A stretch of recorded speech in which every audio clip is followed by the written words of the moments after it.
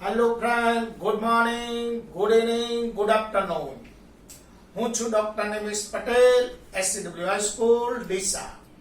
મિત્રો, આપણે આધુનિક આવર્ત કોષ્ટક કાલે કમ્પ્લીટલી તૈયાર કરી દીધું.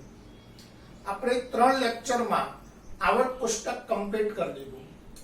હવે આવર્ત કોષ્ટકને 4 ભાગમાં વહેંચાયેલું છે. S, P, D, F. S વિભાગમાં 2 સમૂહ, હાલીસોકોરુસ સિફ્રા, બેમેકે સ્ટ્રોબેરી. પી વિભાગમાં 6 સમૂહ, બોઈ ગઈથી, કાસી જટીલે, નફો આયેબી, ઓ સેટેપ, ફૂલકલી બહાર आई, એટ, helium neon argon, krypton xenon radon. D વિભાગમાં 3 શ્રેણી, સ્ટ્રેટિવિક્રોમે, આકોનિકોજી. એ જરા નાબી મુટ્ટી સી, રૂરે પડે આગે સી. ले टन टना टन टन रे ओसीआर पीटी और एचजी. એના પછી આપણે એફ વિભાગ ભણ્યા. એફ વિભાગમાં 2 શ્રેણી છે, લેન્થેનાઇટ શ્રેણી, એક્ટિનાઇટ શ્રેણી. લેન્થેનાઇટ શ્રેણીની યાદ રાખવાની ટ્રીક: લેક્સિના પ્રિન્સની પુત્રી સીમા, યુરોપમાં ગાંડી, ટર્બિયમમાં ડાઈ, હોઈ, થુલિયમના એ ટર્બિયોય લૂટી. એટુ પુટ્ટુ યુનેપલુ, એન કેમ્બકા કે આપ મેનોલો. આ રીતે આપણે આવર્ત કોષ્ટક કમ્પ્લીટલી તૈયાર કરી દીધું. મિત્રો, હવે આપણે થોડા કોન્સેપ્ટ છે, પણ પાઠની અંદર દરેક પાઠ ભણશો એટલે પાઠની અંદર કોન્સેપ્ટ આવતા જાય છે, એટલે હવે આપણે લેટ નહીં કરીએ. આજથી આપણે SCW નો એક ક્લાસ કમ્પ્લીટલી તૈયાર થઈ ગયો છે. બીજો ક્લાસ અડધા ઉપર પહોંચી ગયો છે. એટલે બીજો ક્લાસ તૈયાર થઈ જાય ત્યારે એક ત્યાંથી ફરીથી પાછા તેમનું લેક્ચર અલગથી મૂકીશું. હવે તમારું બસ આજથી કમ્પ્લીટલી ભણવાનું સ્ટાર્ટ થઈ જશે. મિત્રો, ફરીથી એકવાર કહી દઉં, મારા નિયમો કમ્પ્લીટલી તમારે પાળવા પડશે. કમ્પ્લીટ મારી સાથે ચાલવું પડશે. ચાલવું એટલે કોઈ મારી સાથે ચાલવાનું નથી ભાઈ. તમે ઘરે છો, હું અહીંયા છું, કેવી રીતે ચાલશો મારી સાથે? તો બસ હું જે ચલાવું એ તમે વિડીયો જુઓ. વિડીયો જોયા પછી હું તમને ડીપીપી મોકલીશ. એ ડીપીપી માંથી પ્રશ્નો કમ્પ્લીટ લખી દો. આ વખતે ડીપીપી મેં થોડીક એક્સ્ટ્રા ઓર્ડિનરી બનાવેલી છે. મિત્રો, એક બુકનો સહારો લીધેલો છે. એ બુકની જ ડીપીપી હું તમને મોકલી રહ્યો છું, કારણ કે લખવાનો સમય થોડો ઓછો પડે છે, કારણ કે 12માના લેક્ચર પણ અત્યારે હાલ ચાલુ છે. એટલે ડાયરેક્ટ આપણે બુકનો ઉપયોગ કરીશું, પણ મેં સ્પેશિયલ એક મસ્ત બુક બનાવરાઈ છે. મિત્રો, એ બુકનો આપણે ઉપયોગ કરીશું. ત્રીજી વસ્તુ, મિત્રો, ડીપીપી બનાવ્યા પછી, ચોપડો બનાવ્યા પછી એ થિયરી તમે રફમાં લખીને તૈયાર કરી દો, અને પછી એક વખત મોઢે લખી નાખો. આટલું કામ તમારે દરેક લેક્ચરમાં કરવાનું છે. બીજા દિવસે આવા બીજું લેક્ચર ચાલશે. બીજા લેક્ચરની ડીપીપી તમે ફેરમાં લખી દેશો, ફરીથી પાછી એ રફમાં લખી મોઢે તૈયાર કરશો, ફરીથી મોઢે લખી દેશો, અને આગળની ડીપીપીના પ્રશ્નો ફરીથી તમે યાદ કરશો. મને યાદ આવે છે કે નહીં? યાદ આવે છે તો લખવાના નહીં, અને યાદ નથી આવતા તો ફરીથી લખી દો. આ રીતે તમારે કન્ટિન્યુટી મારી સાથે જકડાયેલા રહેવું પડશે. જો તમે આ રીતે જકડાયેલા રહે મિત્રો, તો કેમિસ્ટ્રીમાં તમને સહેજ પણ તકલીફ નહીં પડે. કેમિસ્ટ્રી તમારો ફેવરેટ, ઇન્ટરેસ્ટિંગ અને બહુ પ્રિય વિષય બની જશે. એટલે મિત્રો, હવે આજથી આપણે પાઠ સ્ટાર્ટ કરીએ છીએ. પહેલા પાઠનું નામ છે રસાયણ વિજ્ઞાનની પાયાની સંકલ્પનાઓ. ચેપ્ટર 1, રસાયણ વિજ્ઞાનની પાયાની સંકલ્પનાઓ. રસાયણ વિજ્ઞાનની પાયાની સંકલ્પનાઓ.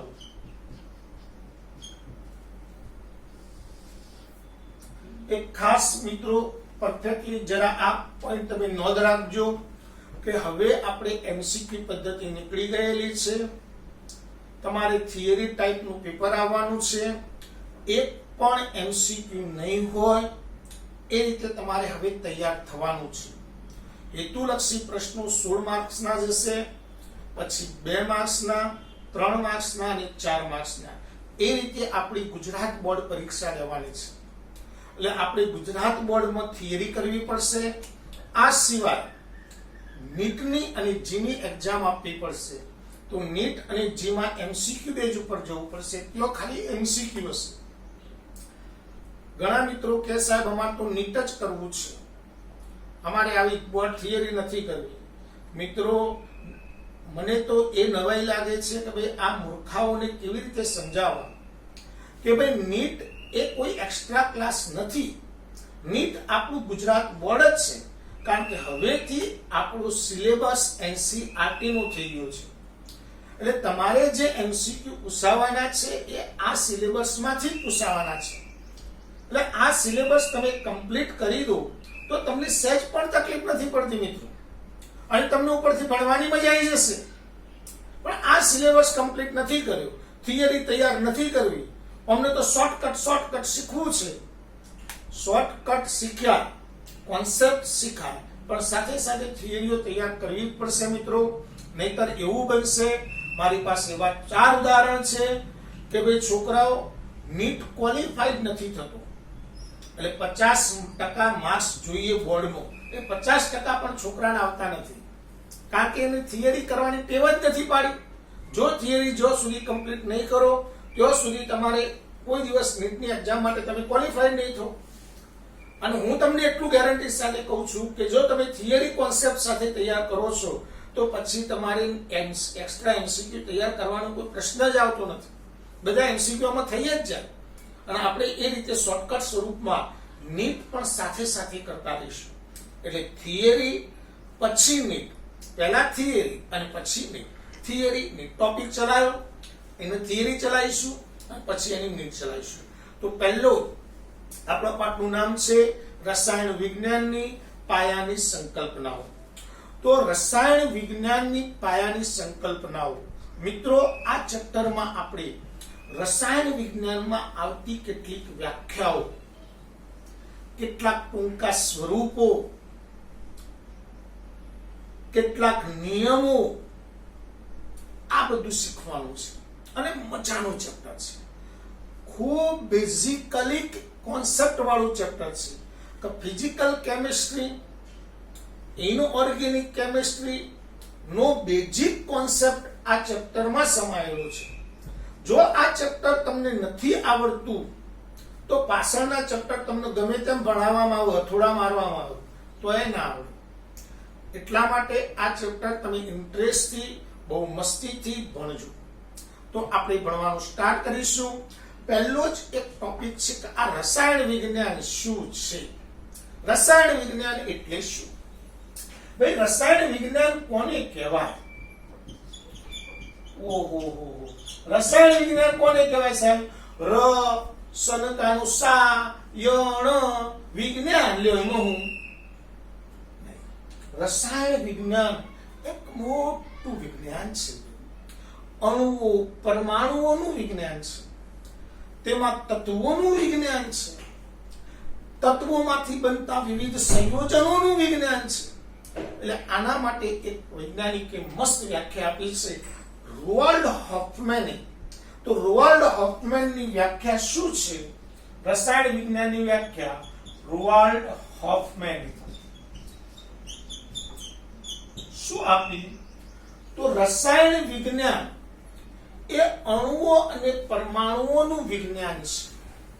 તે માત્ર 100 જેટલા તત્વોનું વિજ્ઞાન નથી, પરંતુ તેમાંથી બનતા અસંખ્ય વૈવિધ્યસભર સંયોજનોનું વિજ્ઞાન છે. આ શું બાકી વ્યાખ્યા છે? રસાયણ વિજ્ઞાન અણુઓ અને પરમાણુઓ નું વિજ્ઞાન છે. તે માત્ર 100 જેટલા તત્વોનું વિજ્ઞાન નથી, પરંતુ તેમાંથી બનતા વૈવિધ્યસભર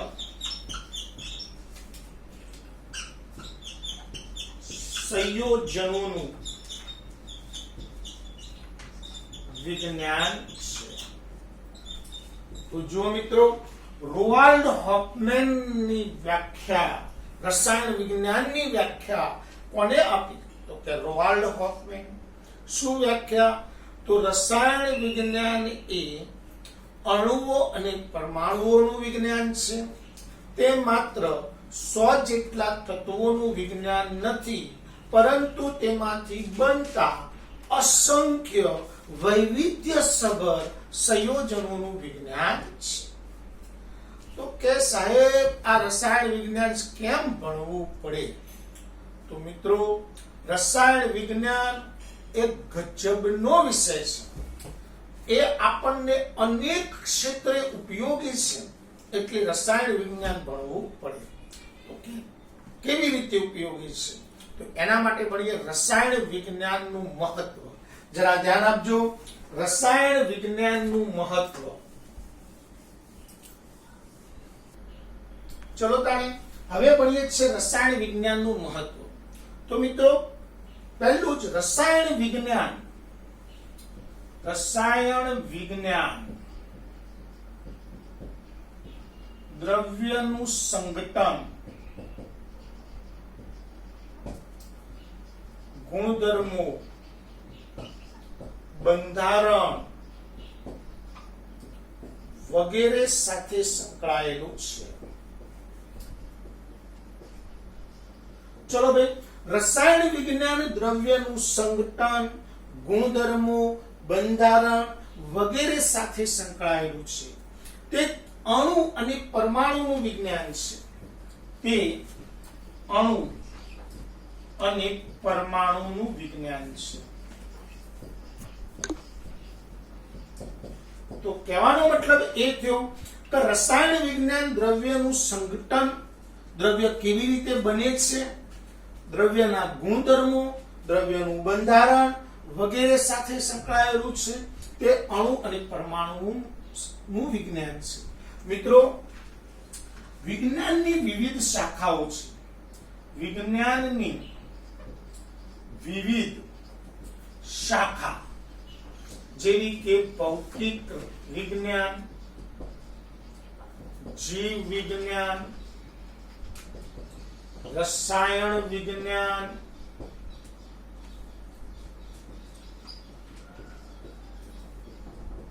ભૂસ્તર વિજ્ઞાન વગેરે શાખાઓમાં રસાયણ વિજ્ઞાન કેન્દ્રીય ભૂમિકા ભજવે છે. આ બધી શાખામાં અતિ મહત્વનું કયું છે? કેન્દ્રીય ભૂમિકા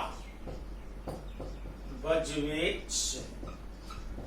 તો જો વિજ્ઞાનની વિવિધ શાખાઓ જેવી કે ભૌતિક વિજ્ઞાન, જીવ વિજ્ઞાન, રસાયણ વિજ્ઞાન વગેરે શાખાઓમાં રસાયણ વિજ્ઞાન એક કેન્દ્રીય ભૂમિકા ભજવે છે.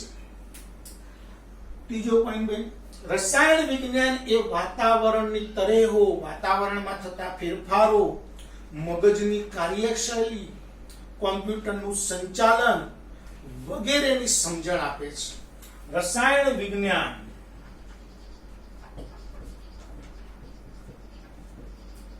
વાતાવરણના ફેરફાર, મગજની કાર્યશૈલી, કોમ્પ્યુટર નું સંચાલન વગેરેની સમજૂતી આપે છે. ચોથો પોઈન્ટ લઈએ મિત્રો, રસાયણ વિજ્ઞાન એ ઔષધ ક્ષેત્રે ખૂબ જ મહત્વનું છે.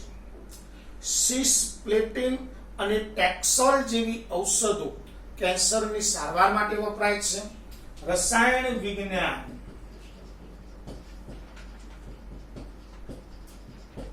ઔષધ ક્ષેત્રે ખૂબ જ મહત્વનું છે. સિસ્પ્લેટિન અને ટેક્સોલ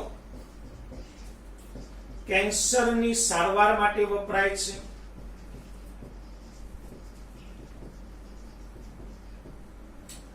આ સિવાય AZT એઝિડોથાઇમિડિન, AZT એઝિડોથાઇમિડિન, એઇડ્સની સારવાર માટે વપરાય છે. એઇડ્સની સારવાર માટે વપરાય છે. તો આ બંને ઔષધો એ રસાયણ વિજ્ઞાનને કારણે જ શોધાય છે. એટલે રસાયણ વિજ્ઞાન ઔષધ ક્ષેત્રે ખૂબ જ મહત્વનું છે. આ સિવાય રસાયણ વિજ્ઞાન અનેક પદાર્થોના ઉત્પાદનમાં, એટલે રસાયણ વિજ્ઞાનના સિદ્ધાંતો ચુંબકીય ગુણધર્મ, પ્રકાશીય ગુણધર્મ ધરાવતા વિવિધ સંયોજનોના સંશ્લેષણ અને નિર્માણ માટે મહત્વનું છે. રસાયણ વિજ્ઞાનના સિદ્ધાંતો રસાયણ વિજ્ઞાનના સિદ્ધાંત રસાયણ વિજ્ઞાનના સિદ્ધાંત ચુંબકીય ગુણધર્મ, પ્રકાશીય ગુણધર્મ જેવા ગુણધર્મો ધરાવતા સંયોજનોના સંશ્લેષણમાં અને નિર્માણમાં ઉપયોગી છે. રસાયણ વિજ્ઞાન ઔદ્યોગિક ક્ષેત્રે પોલિમર પદાર્થો, એસિડ, ક્ષાર વગેરેની બનાવટમાં ઉપયોગી છે. ઔદ્યોગિક ક્ષેત્રે એસિડ, ક્ષાર, પોલિમર પદાર્થ વગેરેની બનાવટમાં ઉપયોગી છે. રસાયણ વિજ્ઞાનને કારણે કેટલાક રસાયણો વાતાવરણને પ્રદૂષિત કરે છે. આથી એ રસાયણોના સ્થાને નવા રસાયણોની શોધ શક્ય બને છે. જેમ કે CFC ક્લોરોફ્લોરોકાર્બન, CFC જે વાતાવરણના ઓઝોન સ્તરના ક્ષયન કરે છે, ઓઝોન સ્તરનું ક્ષયન કરે છે. આથી તેના સ્થાને HFC વાયુની શોધ શક્ય બને છે. કયા વાયુની શોધ શક્ય બની? HFC. આમ રસાયણ વિજ્ઞાન એ માનવીના વિકાસ માટે ખૂબ જ મહત્વનું છે. તો રસાયણ વિજ્ઞાનનું મહત્વ સમજાવું. મિત્રો આના ઘણા બધા મુદ્દા છે, લોટ છે, પણ આપણે શોર્ટ ફોર્મ્યુલાથી બુકના મુદ્દાઓનો ઉપયોગ થાય એ રીતે મુદ્દા બનાવવા પડે. હવે આવી થિયરી યાદ રાખવા માટે તમારે શું કરવું પડે? તો આમાં મુદ્દા બનાવી દો. પહેલા દ્રવ્યનું સંગઠન એક મુદ્દો થયો, પછી વિજ્ઞાનની શાખાઓ બીજો મુદ્દો થયો, ત્રીજો વાતાવરણમાં ફેરફારો 3 મુદ્દા થયા, ઔષધ ક્ષેત્રે 4, ભાઈ સિદ્ધાંતો રસાયણ વિજ્ઞાનના સિદ્ધાંતો 5, CFC 6 અને માનવીના વિકાસ માટે રસાયણ વિજ્ઞાન અગત્યનું છે જે માનવીનો વિકાસ કરે છે. તો આ રીતે આપણે રસાયણ વિજ્ઞાનનું મહત્વ કમ્પ્લીટ કરી રહ્યા. મિત્રો રસાયણ વિજ્ઞાનનું મહત્વ સમજાવો, કમ્પ્લીટ આવડી જાય. તો પહેલી જ થિયરી ભણ્યા રસાયણ વિજ્ઞાન એટલે શું. તો રસાયણ વિજ્ઞાનની વ્યાખ્યા કોને આપી? રોવાલ્ડ હોફમેને. શું વ્યાખ્યા આપી? તો રસાયણ વિજ્ઞાન અણુ અને પરમાણુનું વિજ્ઞાન છે. તે માત્ર 100 જેટલા તત્વોનું વિજ્ઞાન નથી, પરંતુ તેમાંથી બનતા અનેક વૈવિધ્યસભર સંયોજનોનું વિજ્ઞાન છે. એના પછી બીજો પોઈન્ટ ભણ્યા રસાયણ વિજ્ઞાનનું મહત્વ સમજાવો. તો રસાયણ વિજ્ઞાનનું મહત્વ. તો આ રીતે આપણે રસાયણ વિજ્ઞાનનું મહત્વ પૂરું કર્યું. હવે મિત્રો આપણે દ્રવ્ય ભણીશું. તો પહેલું જ ભણીશું દ્રવ્ય એટલે શું, દ્રવ્યની અવસ્થાઓ સમજાવો. તો જુઓ મિત્રો, દ્રવ્ય એટલે શું, દ્રવ્યની અવસ્થાઓ સમજાવો.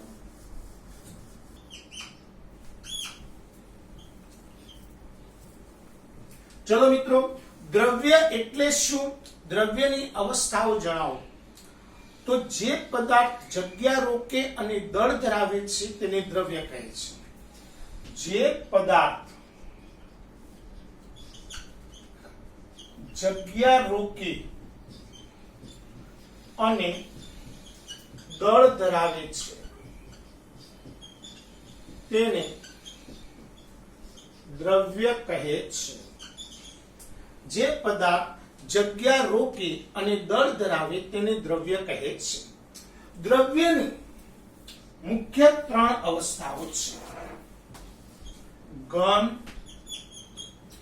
પ્રવાહી અને વાયુ.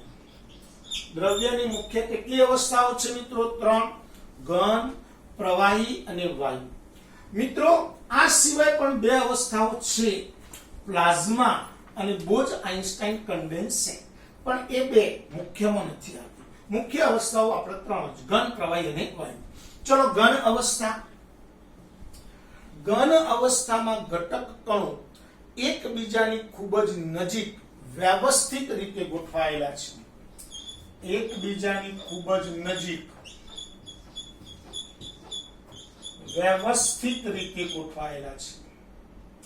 ઘન અવસ્થામાં ઘટક કણો વચ્ચેનું આકર્ષણ બળ વધુ છે. આકર્ષણ બળ વધુ છે. ઘન અવસ્થાને ચોક્કસ કદ અને ચોક્કસ આકાર છે. દાખલા તરીકે આ પેન છે તો પેન ઘન અવસ્થા ધરાવે તો એનો આકાર ફિક્સ કે એનો આકાર આવો છે, એનું કદ પણ આટલું જ થશે, એમાં વધઘટ થશે નહીં. તો ચોક્કસ કદ અને ચોક્કસ આકાર ધરાવે છે. ચોક્કસ કદ અને આકાર ધરાવે છે. દાખલા તરીકે P4, NaCl, MgCl2 વગેરે ઘન અવસ્થાઓ છે. ચલો પ્રવાહી અવસ્થા. પ્રવાહી અવસ્થામાં ઘટક કણો એકબીજાથી થોડા દૂર ગોઠવાયેલા છે. એટલે એકબીજાની નજીક ગોઠવાયેલા છે. તેમાં ઘટક કણો મુક્ત રીતે ફરી શકે છે. આમાં ઘટક કણો એકબીજા સાથે પ્રબળ આકર્ષણથી જકડાયેલા હતા, એટલે ઘટક કણો ફરી શકતા નથી. આમાં ઘટક કણો એકબીજાથી નજીક ગોઠવાયેલા છે. તે મુક્ત હરી ફરી શકે છે. ઘટક કણ નજીક ગોઠવાયેલા છે. તે મુક્ત રીતે હરી ફરી શકે છે. પ્રવાહી અવસ્થાની ચોક્કસ કદ છે પરંતુ ચોક્કસ આકાર નથી. ચોક્કસ કદ છે પરંતુ ચોક્કસ આકાર નથી. પ્રવાહી અવસ્થાના ઉદાહરણ પાણી, લીંબુ રસ વગેરે પ્રવાહી અવસ્થાઓ છે. ચોક્કસ કદ છે, ચોક્કસ આકાર નથી. કેવી રીતે? એક સિમ્પલ ઉદાહરણ સમજીએ. 1 લીટર પાણી છે. હવે મેં એને ડોલમાં ભર્યું તો પાણીનો આકાર કેવો થઈ ગયો? ડોલ જેવો. પાણીનું કદ કેટલું રહ્યું? 1 લીટર. હવે આ પાણીને ઉઠાઈને હું જગમાં ભરું તો પાણીનો આકાર કેવો થઈ ગયો? જગ જેવો. પણ કદ કેટલું રહ્યું? 1 લીટર. એટલે કદ બદલાતું નથી. કદ લીટરના લીટર, પણ આકાર જે પાત્રમાં ભરવામાં આવે તે પાત્ર જેવો ધારણ કરે છે. તો જો પ્રવાહીને ચોક્કસ કદ છે પરંતુ ચોક્કસ આકાર નથી.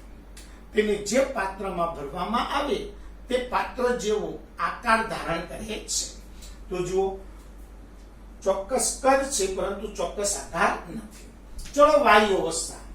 વાયુ અવસ્થામાં ઘટક કણો એકબીજાથી ખૂબ જ દૂર ગોઠવાયેલા છે. વાયુ અવસ્થામાં ઘટક કણો એકબીજાથી ખૂબ જ દૂર ગોઠવાયેલા છે. તેમને ખૂબ જ દૂર ગોઠવાયેલા છે. તેમાં ઘટક કણો મુક્ત રીતે હરે ફરે છે. તેમની વચ્ચે આકર્ષણ નથી. આકર્ષણ નહિવત છે. તેમને ચોક્કસ કદ કે ચોક્કસ આકાર નથી. ચોક્કસ કદ કે ચોક્કસ આકાર નથી, પરંતુ તેમને જે પાત્રમાં ભરવામાં આવે તે પાત્ર જેવો કદ અને આકાર ધારણ કરે છે. પરંતુ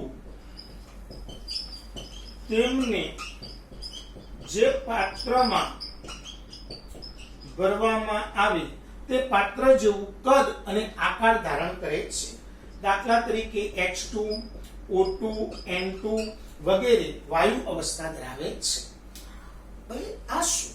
દાખલા તરીકે વાયુ છે એને મેં એક લીટરના પાત્રમાં ભરી દીધું તો વાયુનું કદ કેટલું થઈ ગયું? 1 લીટર. આકાર જેવો થઈ ગયો પાત્ર જેવો. હવે એ જ વાયુને હું 500 મિલીલીટરના પાત્રમાં ભરું છું તો એનું કદ કેટલું થઈ ગયું? 500 મિલી. એનો આકાર કેવો? તો એ પાત્ર જેવો. તો એને કોઈ આકાર કદ ના હોય. વાયુને ક્યારેય કોઈ કદ અને આકાર હોતો નથી, પરંતુ તેમને જે પાત્રમાં ભરવામાં આવે તે પાત્ર જેવું કદ અને આકાર ધારણ કરે છે. તો મિત્રો, ઘન અવસ્થામાં ઘટક કણો એકબીજાની નજીક, ઘટક કણો વ્યવસ્થિત ગોઠવાયેલા હોય, ઘટક કણો મુક્ત રીતે ફરી શકતા નથી, ઘટક કણો વચ્ચે પ્રબળ આકર્ષણ બળ છે, તેમને ઉપર દબાણની અસર થતી નથી, તેમને ચોક્કસ કદ અને ચોક્કસ આકાર હોય છે. દાખલા તરીકે આ પ્રવાહી અવસ્થામાં ઘટક કણો એકબીજાથી થોડાક દૂર છે, એ એકબીજાની થોડાક નજીક છે, થોડાક નજીક કો અથવા થોડાક દૂર કો, નજીક છે અથવા થોડાક દૂર છે. તેમાં ઘટક કણો મુક્ત રીતે હરીફરી શકે છે, તેમને ચોક્કસ કદ છે પરંતુ ચોક્કસ આકાર નથી. જે પાત્રમાં ભરવામાં આવે તે પાત્ર જેવો કદ અને આકાર ધારણ કરે છે. વાયુ અવસ્થા. વાયુ અવસ્થામાં ઘટક કણો એકબીજાથી ખૂબ જ દૂર છે, તેમની વચ્ચે આકર્ષણ બળ નહિવત છે, તેમને ચોક્કસ કદ કે ચોક્કસ આકાર નથી, પરંતુ તેમને જે પાત્રમાં ભરવામાં આવે તે પાત્ર જેવો કદ અને આકાર ધારણ કરે છે. તો મિત્રો, અહીંયા દ્રવ્ય એટલે શું, દ્રવ્યની અવસ્થાઓ સમજાવો એ આપણા મગજમાં કમ્પ્લીટ થઈ જાય. હવે દ્રવ્ય ઉપર, દ્રવ્યની અવસ્થાઓ ઉપર તાપમાન દબાણની અસર અથવા તો દ્રવ્યની અવસ્થા ઉપર તાપમાન દબાણથી થતા ફેરફાર. તો હવે એ ટોપિક ભણીએ. દ્રવ્યની અવસ્થા ઉપર તાપમાન દબાણની અસર.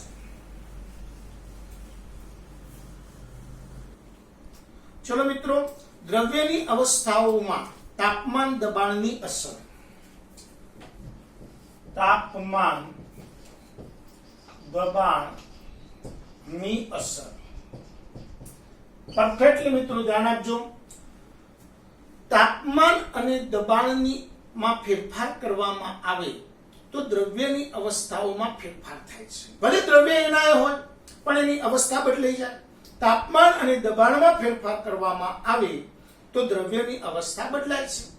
જેમ કે ઘન પદાર્થને ગરમ કરવામાં આવે તો તે પ્રવાહીમાં, અને પ્રવાહીને વધુ ગરમ કરવામાં આવે તો તે વાયુ સ્વરૂપમાં ફેરવાય. આનાથી ઉલટું, વાયુને ઠંડો પાડીએ તો પ્રવાહી, અને પ્રવાહીને ઠંડો પાડીએ તો ઘન. આ જ રીતે દબાણમાં પણ થાય. દબાણ વધારે આપો તો વાયુ પ્રવાહીમાં ફેરવાય, પ્રવાહીને દબાણ આપો તો ઘનમાં ફેરવાય. આમ દ્રવ્યની અવસ્થાઓ ઉપર તાપમાન અને દબાણ બંનેની અસર થતી હોય છે. જુઓ ભાઈ, એ આ ઘન પદાર્થ છે.